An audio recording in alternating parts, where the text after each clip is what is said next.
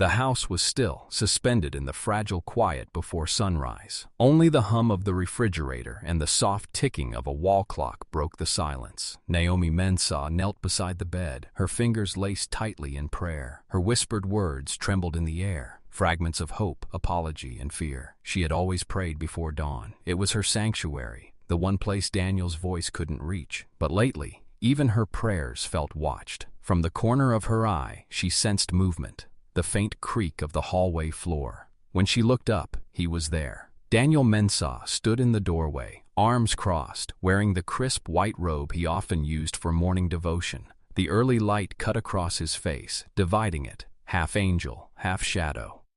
"Still praying for me?" he asked softly. The tone was gentle, almost loving, but Naomi heard what hid beneath. Accusation, mockery. She forced a smile. "Always," she replied. He stepped closer. "Then pray harder," he said. "The devil is busy in this house." The words hung heavy. She wanted to ask which devil he meant, but she didn't. Every question lately became an argument, every silence a confession of guilt.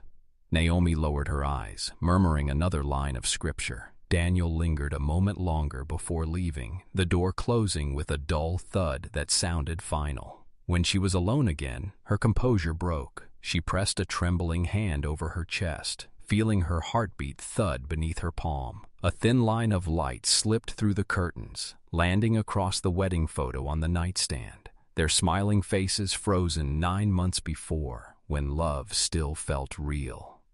Naomi rose slowly and moved to the window. Outside, the church steeple stood against a bruised sky.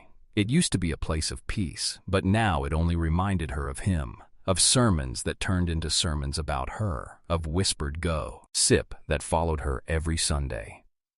Her phone buzzed once, a message from an unknown number. "You can't fight a man of God." Her stomach clenched. She deleted it, knowing better than to ask Daniel.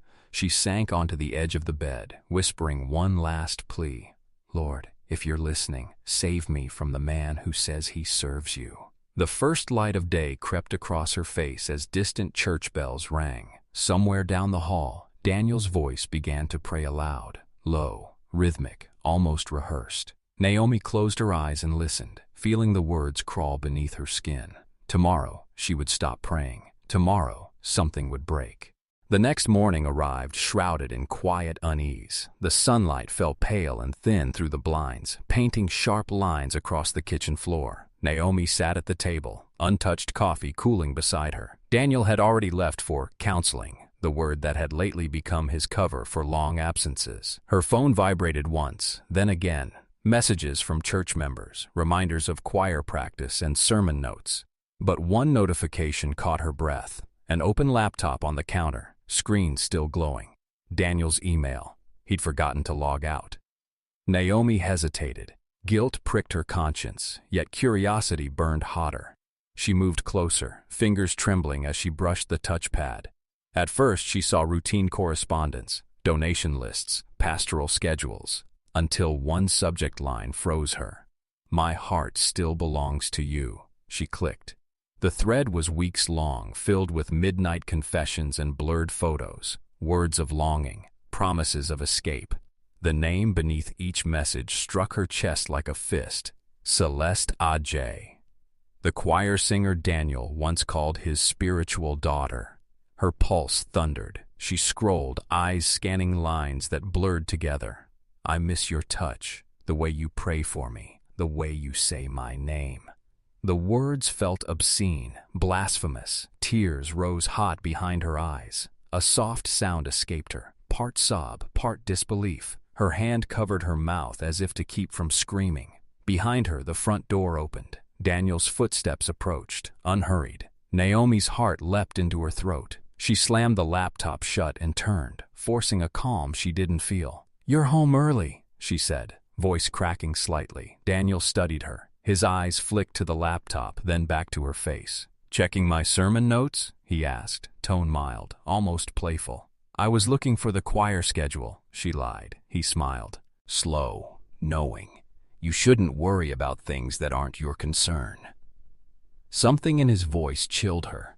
She wanted to demand the truth, to hurl every word she'd read back at him, but fear kept her anchored. Instead, she whispered, "Does God know?" His smile vanished. "You should be careful with your tongue, Naomi," he said quietly. "God punishes disobedience."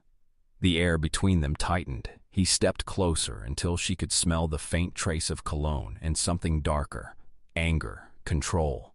She swallowed hard, lowering her gaze. "I'm not your enemy, Daniel." "Then stop acting like one," he said, and walked away. When the door closed, Naomi sank against the counter, her body trembling. The truth pulsed in her mind, cruel and undeniable. Her husband, the man who preached about sin and salvation, was living a lie. She reopened the laptop, clicking through the photos again. One image showed Daniel and Celeste at a dim cafe, heads close, hands touching. The timestamp was only 2 nights ago. Naomi stared at the screen until her reflection merged with Celeste's smiling face. 2 women, 1 man, and a promise that could only end in ruin. Somewhere outside, church bells began to ring for evening prayer. Naomi wiped her tears, shut the laptop gently, and whispered, "God, show me what to do." She didn't know it yet, but the answer had already begun to take shape, waiting for her in the shadows of the church. Sunday arrived heavy with expectation. The sun glared over the suburban skyline, burning away the mist but not the unease inside Naomi's chest. She stood before the mirror, smoothing her dress, painting on the soft smile she wore for the congregation. Beside her, Daniel adjusted his tie, humming a hymn as though nothing had changed. He'd said nothing about the argument or the messages. Silence had become their new language. When they stepped into Grace Haven Chapel, applause rose like a tide. "Our blessed couple!" someone shouted. Naomi felt the weight of every gaze, the masks of admiration that mirrored her own. Daniel placed his hand on her shoulder, the gesture warm to others, possessive to her. The choir sang, voices weaving through the rafters. Celeste's face appeared among them, radiant, trembling slightly when Daniel's eyes found hers. Naomi caught it, the flicker of guilt, the secret spark they thought hidden beneath hymns. Her stomach twisted. Daniel took the pulpit. His voice was smooth, commanding, alive with false holiness. "Beloved," he began, "Satan hides not in strangers, but in our homes." The crowd murmured amen. Naomi froze. His gaze lingered on her, soft enough to deceive the audience, sharp enough to pierce her. "A godly man must protect his household from rebellion," he continued, "from deceit that wears a smile." Each word struck her like a stone. She wanted to leave, but the eyes around her pinned her to the pew. When service ended, people rushed forward, hands, hugs, laughter. "You two inspire us," Sister Ruth whispered, pressing Naomi's hand. Her touch lingered, searching. "Are you all right?" Naomi forced a nod. "Of course." But Ruth saw it, the tremor in her voice, the distant stare. Later, she would remember that look and say she'd known something terrible was coming. In the vestry, Daniel dismissed the choir with a smile that never reached his eyes. Celeste lingered. "Pastor," she murmured, "about tonight." He cut her off. "Not here." His tone was calm, but Naomi, passing by the half-closed door, caught every word. Her pulse quickened. "Tonight." She turned away, breath shallow, eyes burning. The walls of the church felt closer than ever, the smell of incense and sweat suffocating. Every brick seemed to echo his deceit, a sanctuary turned stage. Outside, children laughed, running across the churchyard. Their voices sounded distant, unreal. Naomi paused near the garden, watching Daniel emerge, laughing with Celeste, his hand brushing her arm. Small, intimate, practiced. Ruth appeared beside her. "You look pale," she said quietly. Naomi's lips trembled. "I'm just tired." Ruth's gaze softened. "If you ever need to talk." "I'm fine," Naomi whispered, stepping away before her composure broke. She walked home alone, heels tapping against the pavement in rhythm with her heartbeat. Behind her, Daniel's laughter drifted faintly, mingling with the fading hymns. At home, she removed her wedding ring and placed it on the kitchen counter. The metal gleamed cold under the light. Her reflection stared back at her, hollow-eyed, unfamiliar. She whispered to the empty room, "How long can God stay silent?" The question lingered, unanswered. Outside, the church bells tolled one last time, their echo bleeding into twilight. Tomorrow, she knew, Daniel would meet Celeste again, and she would finally learn just how deep his lies ran. Night crept over the quiet neighborhood, folding the streets in shadow. Naomi sat curled on the edge of her bed, the glow of her phone casting pale light across her face. The house felt too big, too silent. Daniel had not returned from his meeting with church elders. She knew exactly who he was with. Her chest tightened as she scrolled through his social media. No new posts, no status updates, only old sermons about faith, loyalty, and divine punishment. The hypocrisy made her stomach turn. At last, she pressed a name that had been waiting in her contacts for hours. Abena, her sister in Accra. The phone rang twice before a sleepy voice answered. "Naomi? It's midnight there." Naomi tried to speak, but her throat closed around the words. A choked sob escaped before she whispered, "He said he'll kill me, Abena, and I think he means it." Silence filled the line. Then, softly, "Naomi, you need to leave that house." "I can't. He's respected here. Everyone believes him." Naomi's voice trembled. "If I tell the police, they'll laugh. They'll call it a marital dispute. And the church—" "Forget the church," Abena interrupted, voice breaking. "You need to live." Naomi closed her eyes. "He's with her again. I saw messages, photos, and tonight at service, he preached about betrayal, looking straight at me." A soft sound, part anger, part grief, came through the line. "Do you want me to call someone there?" "No," Naomi whispered. "Just pray for me." Her sister's voice softened to a whisper. "Promise me you'll find a way out." The call ended. Naomi sat still, phone clutched to her chest, heartbeat thundering beneath her ribs. Outside, wind brushed the windows. Somewhere in the distance, a car door slammed. Daniel's. She froze. His footsteps echoed in the hallway. She quickly slipped her phone under the pillow and wiped her face. The bedroom door opened. Daniel N. Tared, smiling faintly. "Still awake?" "I was praying," she said. He nodded, removing his coat. "Good. You'll need prayer. The devil is near." Naomi held her breath, watching him move about the room. His calm terrified her more than his anger. When he finally lay down beside her, she turned away, eyes open in the dark. His breathing steadied. Hers never did. Hours passed. When she was sure he slept, she rose quietly. Stepping into the hallway, she looked toward the guest room, his study, where his laptop sat. A message alert blinked faintly through the door crack. She didn't enter, not yet. Her fear and curiosity warred silently. Instead, she whispered into the darkness, "Lord, if I can't leave, give me strength to face what's coming." Down the hall, Daniel stirred in his sleep, murmuring something that chilled her blood. "After tomorrow, it will be done." The morning began deceptively calm. Pale sunlight filtered through the curtains, casting soft gold across the bed where Naomi lay awake, staring at the ceiling. Daniel's side was empty, the sheets cold. She knew he hadn't slept there all night. Downstairs, a clock ticked in steady rhythm, marking the hours she could no longer ignore. 9 days since their wedding anniversary celebration. 9 days since she'd prayed for peace. And now, every breath felt like a countdown. Naomi moved through the house like a ghost, her mind replaying Daniel's words from the night before. After tomorrow, it will be done. She didn't know what it was, but her soul felt its shadow. By noon, the phone rang. She hesitated before answering. "Mrs. Mensah?" a polite voice asked. "This is the motel clerk. Pastor Daniel just checked in for his ministry retreat, as scheduled. Should I confirm the 2-night stay?" Her throat tightened.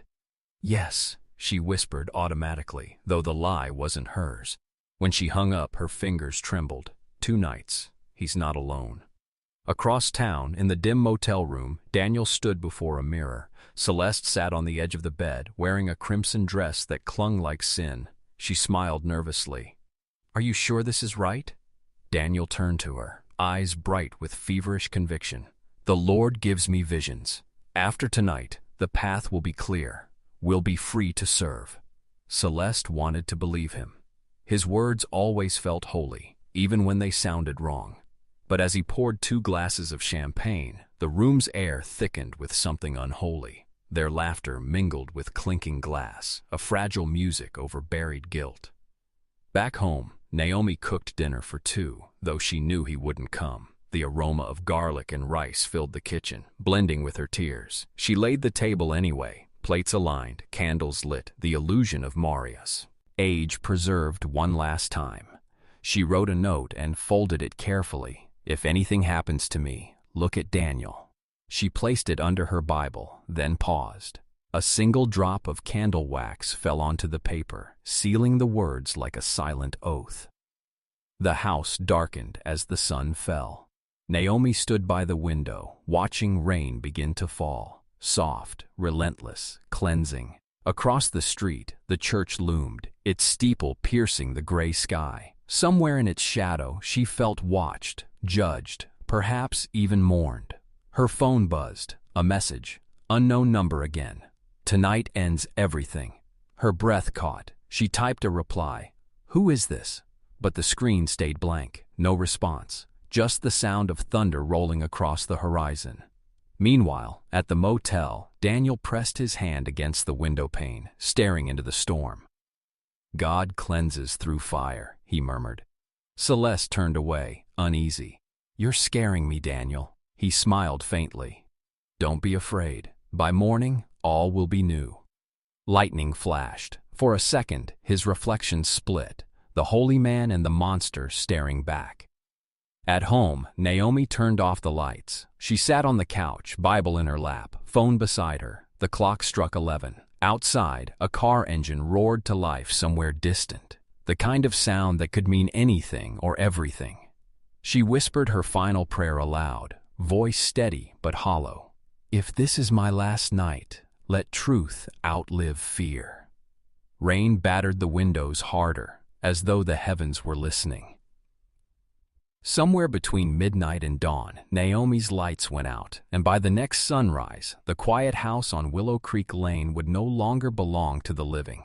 The storm deepened into the night, thunder growling low like an approaching beast. Inside the motel room, the lights flickered, shadows crawling across the walls. Daniel knelt by the bed, Bible open, eyes wild. Celeste watched him from the corner, arms folded tightly around herself. Daniel, she whispered, it's past midnight. Maybe we should rest. He didn't answer. His lips moved, reciting verses under his breath. Half prayer, half curse. Then he lifted his head, voice trembling with conviction. The Spirit has spoken. The unfaithful must be cleansed before dawn. Only then can peace return.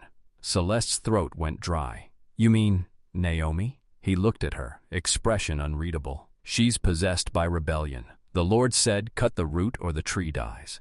A chill passed through the room. Celeste stepped back. Daniel, you're scaring me. She's your wife. He smiled faintly, eyes gleaming. In the flesh, yes, but the flesh is weak. God's order must be restored. Outside, lightning split the sky. Celeste turned toward the window, fighting the rising nausea. She had wanted love, not prophecy, not this madness disguised as devotion. Back at the house, Naomi couldn't sleep. The electricity had gone out, leaving only the dull glow of candles. The storm drummed against the windows. She stood in the living room, clutching her phone. The screen showed Daniel's live stream notification. Midnight prophecy, the Lord speaks. Her breath caught. She tapped it. The video opened to Daniel, standing in the motel room, framed by candlelight, eyes burning with zeal. My flock, his voice thundered. Betrayal walks among us. The devil hides in familiar skin, but fear not. By dawn, righteousness shall reign. Naomi's hands shook. Every word was a threat wrapped in scripture. She recognized the room behind him, the beige curtains, the gold-framed mirror. Not his office, a moat. While tears blurred her vision as she whispered, he's lost his mind. Then his tone softened, unnervingly tender. Some sacrifices are born of love, he said. And tonight, love will set me free. Naomi's heart pounded. She tried to call him, but the line went straight to voicemail. Her reflection in the dark window looked like a stranger, a woman caught between fear and revelation. In the motel, Celeste watched the live stream end. What did you just do? She asked. Daniel turned off the phone. Prepared the way, he replied. He took a slow breath, eyes distant. Now, I must finish what began. He reached for his coat. Celeste grabbed his arm. Daniel, please, don't go. He looked down at her hand, then gently removed it. Pray for me, Celeste. Tomorrow, you'll understand. He stepped into the rain, vanishing into the night. Back home, Naomi moved to the door as thunder roared. Her instincts screamed that something was coming, something final. She locked every window, every bolt, then sat in the corner, clutching her Bible tight. The clock struck 1:30 a.m. Outside, unseen, a figure crossed the lawn. The motion light flickered once, then died.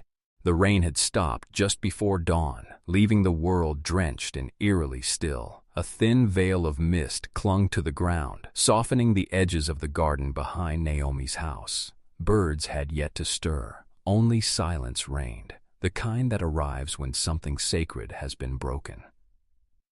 Detective Arya Khan stood at the gate, her breath visible in the morning chill. The call had come at 6:12 a.m. Possible homicide, female victim, scene secure.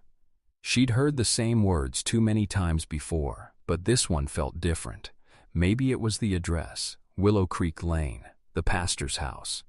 A uniformed officer met her at the path. Victim's name is Naomi Mensah, he said quietly. Found by a neighbor who saw blood near the fence. No forced entry. Arya nodded. Where's the husband? Missing, the officer replied. His car's gone. The garden was small but meticulously kept.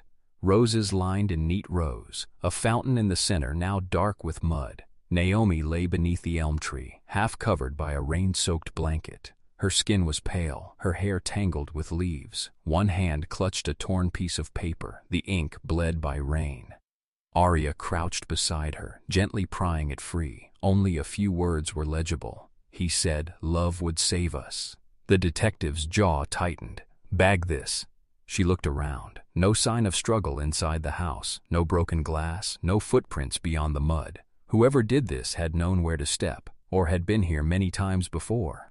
Inside, the air smelled faintly of candle wax and perfume. On the table, 2 plates still sat untouched from the night before, as if waiting for someone who never arrived. Beside them, an open Bible, and beneath it a folded note sealed with hardened wax. Arya unfolded it carefully. The words struck her like a whisper from beyond. "If anything happens to me, look at Daniel." She exhaled slowly. "So you knew," she murmured. A flash of light from outside drew her back to the garden. A photographer taking crime scene shots. Through the lens, Naomi's face looked serene, almost at peace. But Arya had seen that look before, the quiet stillness of someone who had finally stopped running. By mid-morning, the press had gathered near the gate. Headlines were already forming. Pastor's wife found dead. Arya ignored the noise. She had the husband's live stream queued up on her phone. Midnight prophecy. Daniel's voice echoed through the speaker, holy and hollow all at once. By dawn, righteousness shall reign. Arya paused the video. He planned it, she said under her breath. Another officer approached. "Ma'am, we traced a signal from the pastor's phone. It pinged near Black Hollow Bridge, 2 miles out. We've got units heading there now." Arya nodded. "Tell them to move fast. He's either running or baptizing himself in guilt." She took one last look at Naomi's garden, at the broken serenity of the scene. The roses, crushed under a single set of muddy footprints, seemed to bleed along with her. As the sun began to rise, the mist lifted, revealing the faint shape of a cross carved into the soil beside Naomi's body. Not an accident, a message. Arya turned toward her car. "If this is prophecy," she muttered, "then I'm here for revelation." She started the engine and sped toward the bridge, unaware that Daniel had already begun his final sermon, one that would leave the whole town trembling.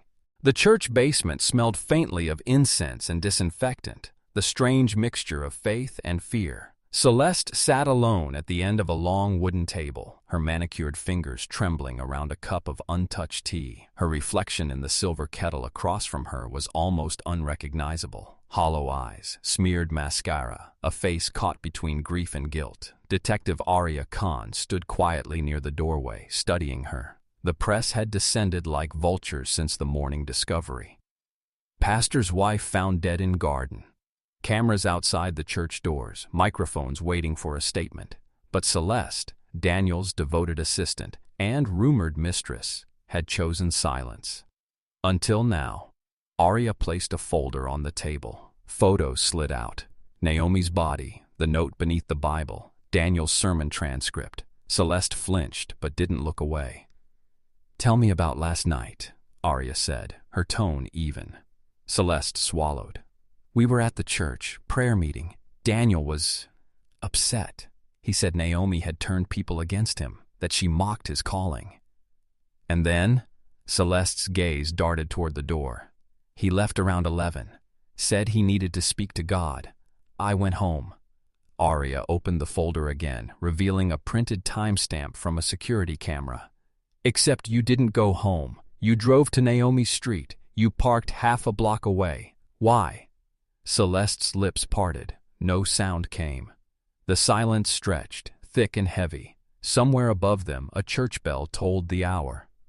"I wanted to talk to her," Celeste finally whispered, "to beg her to stop humiliating him. You don't understand. Daniel was a good man, a man of faith. Naomi poisoned that." Arya leaned forward. "Poisoned what exactly? His marriage or your fantasy?" Celeste's hands tightened around the teacup until it cracked.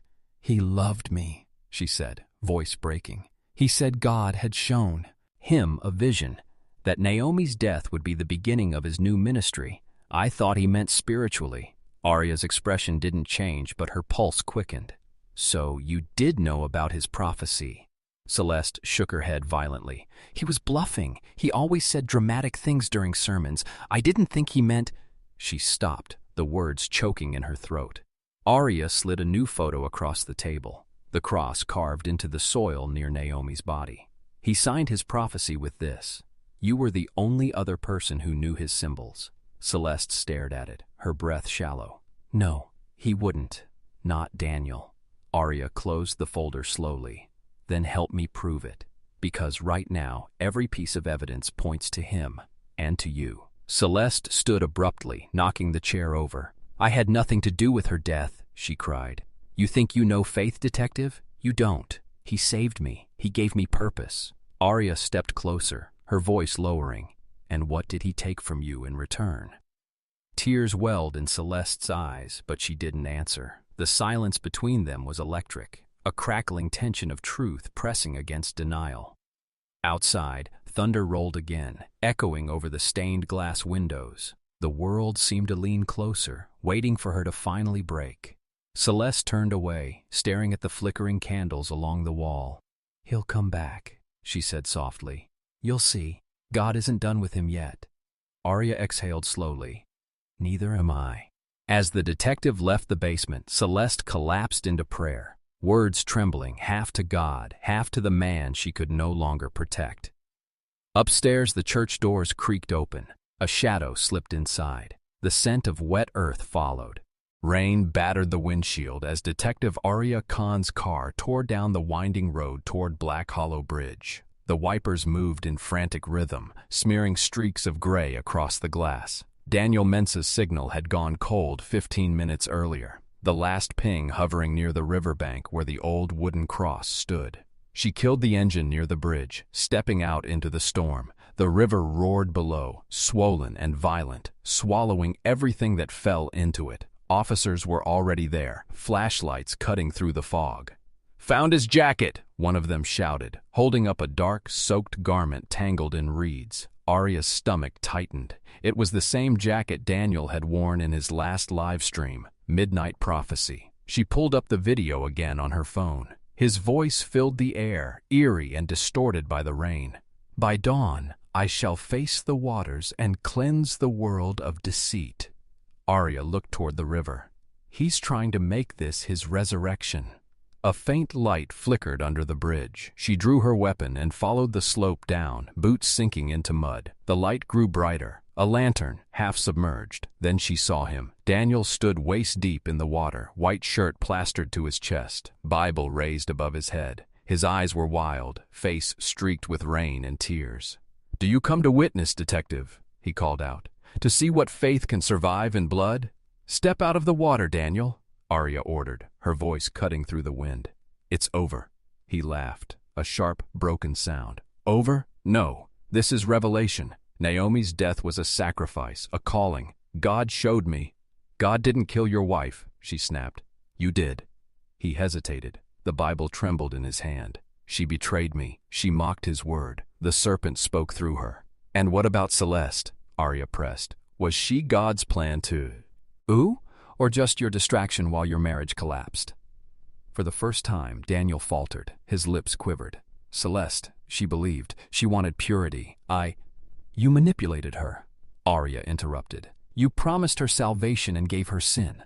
The lantern's light flickered, casting his face in fragments of gold and shadow. The delusion cracked. His voice softened, barely a whisper. I only wanted to be chosen. Then choose this, Arya said. Tell the truth. He looked up toward the heavens, lightning illuminating the cross tattoo on his wrist, and then down at the rushing current. For a heartbeat, he seemed ready to surrender. Then, suddenly, he hurled the Bible into the river and dove after it. Daniel, Arya screamed, racing forward. Officers grabbed her arm, pulling her back from the slippery edge. The river swallowed him whole, the white of his shirt vanishing beneath the black water. The current tore downstream, carrying away the remnants of faith and madness alike. For a long moment, only the rain answered. Arya stared into the darkness, breathing hard. Somewhere deep inside, she knew he hadn't drowned, not yet. Men like Daniel didn't die easily. They hid behind divine illusions until the world stopped watching. She turned toward the flashing police lights. Search downstream, she ordered. He's not gone. He's running. As she climbed back up the embankment, the storm began to ease. Dawn crept over the horizon, pale and uncertain. From the shadows beneath the bridge, unseen by all, a soaked hand gripped the roots along the bank. A whisper escaped cracked lips, not prayer, but defiance. The story isn't over. The storm had passed, but the town of Willow Creek still smelled of rain and ruin. Police tape fluttered in the morning breeze outside the church where it all began. Detective Arya Khan sat inside her car, eyes fixed on the darkened steeple, the echo of Daniel's voice still haunting her. The story isn't over. She hadn't slept in 36 hours. The search teams had combed miles of riverbank. No body, no footprints, just a floating Bible, its pages torn and waterlogged, found near the docks at Mercy Point. The page left intact read, "And the truth shall set you free." Her phone buzzed, a message from the digital forensics team. Recovered deleted file from Daniel's laptop. Title, "The Resurrection Tape." Arya's pulse quickened. She started the car and drove straight to the precinct, the wipers brushing away thin layers of fog as if clearing her thoughts. The truth was close now, close enough to hurt. Inside the lab, Agent Ruiz was waiting with headphones and a grim expression. "It's not a sermon," he said. "It's something else." Arya slipped the headphones on, static, then Daniel's voice, calm, deliberate, almost tender. "If you're hearing this, then prophecy fulfilled itself. Naomi's death wasn't vengeance. It was purification. They'll call it murder.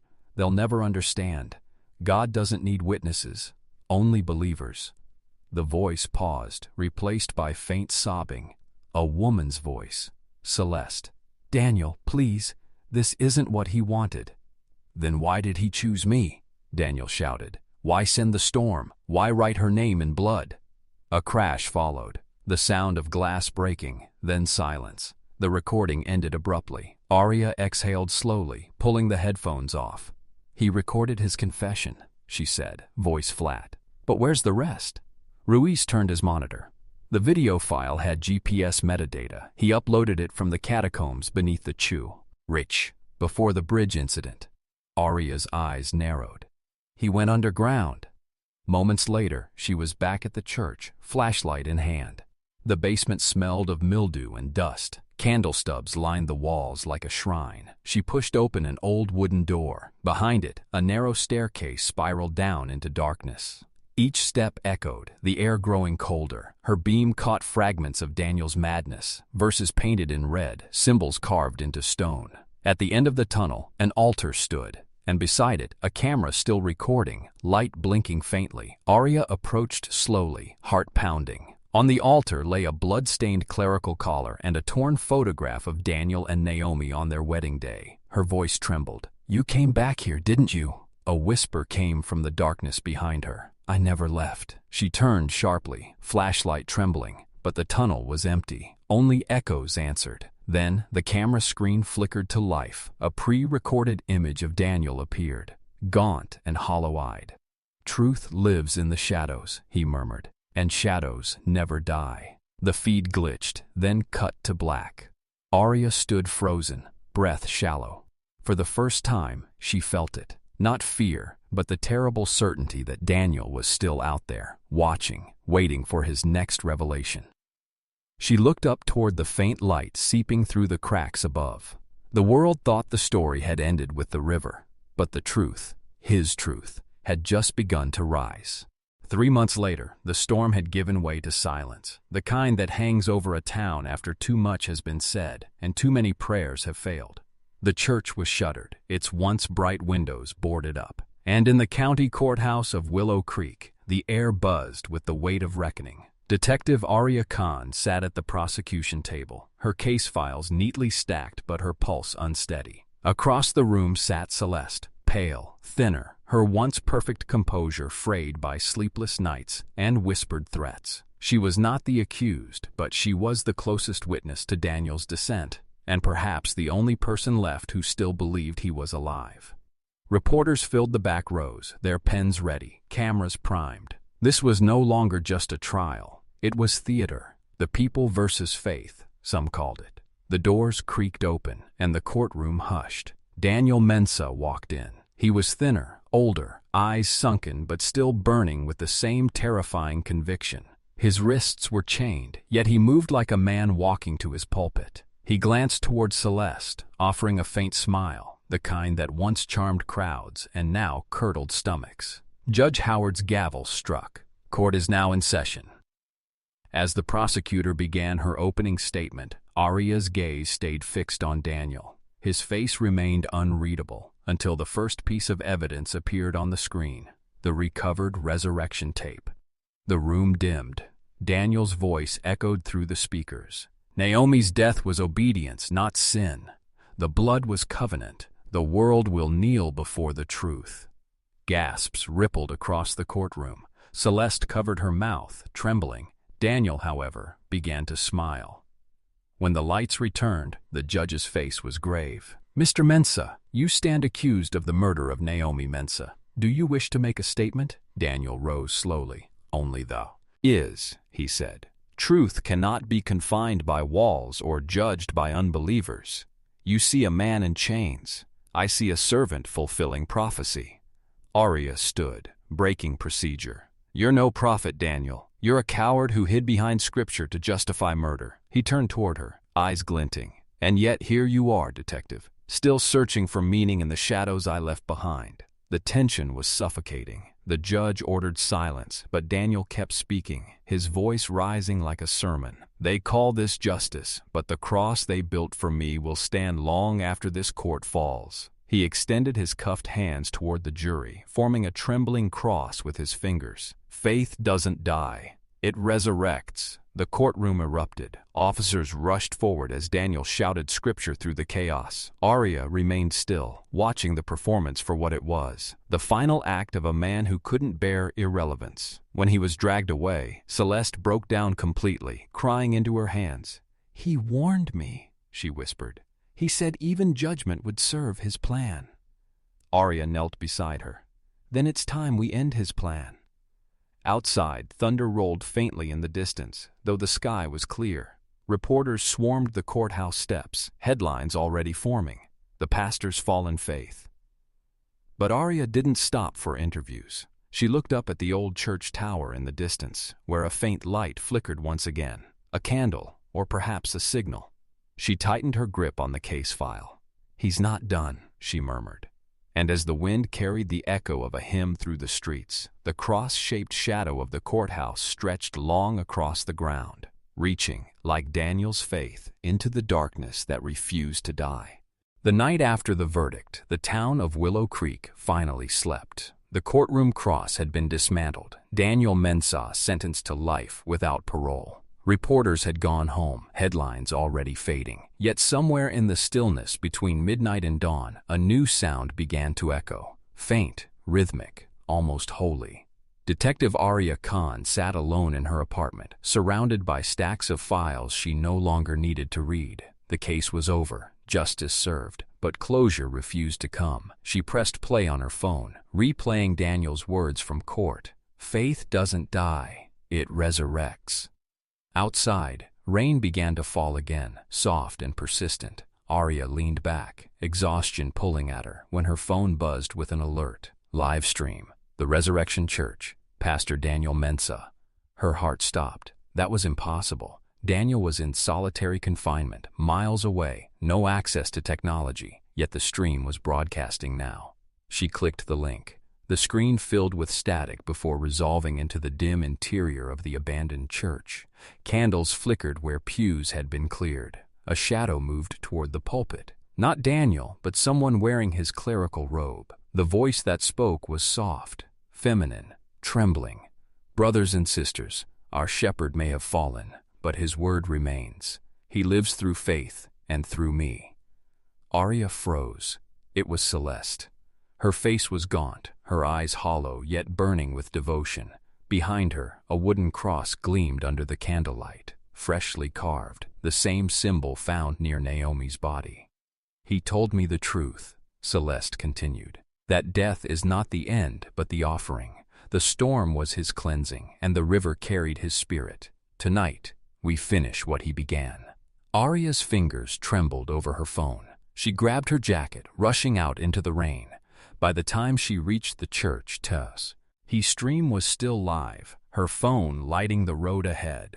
Police units followed, sirens cutting through the storm. When she burst through the chapel doors, the scene felt biblical. A dozen followers kneeling in prayer, faces tear-streaked, chanting Daniel's name.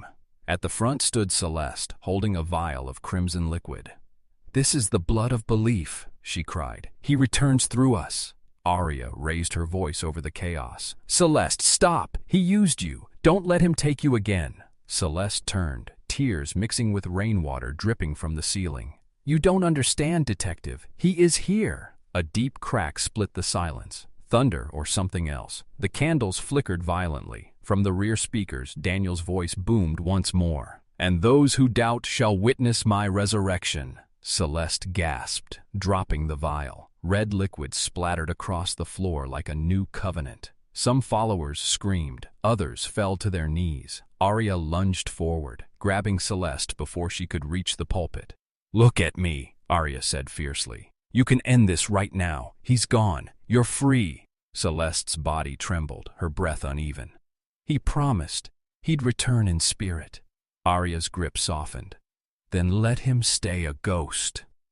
Sirens grew louder outside. Officers stormed in, dispersing the followers. Celeste sank to the ground, sobbing, not from guilt, but from the weight of faith collapsing. As Arya looked up at the altar, she noticed the cross was still glowing faintly. A hidden light wired behind it, flickering like a heartbeat. She shut it off. The stream ended.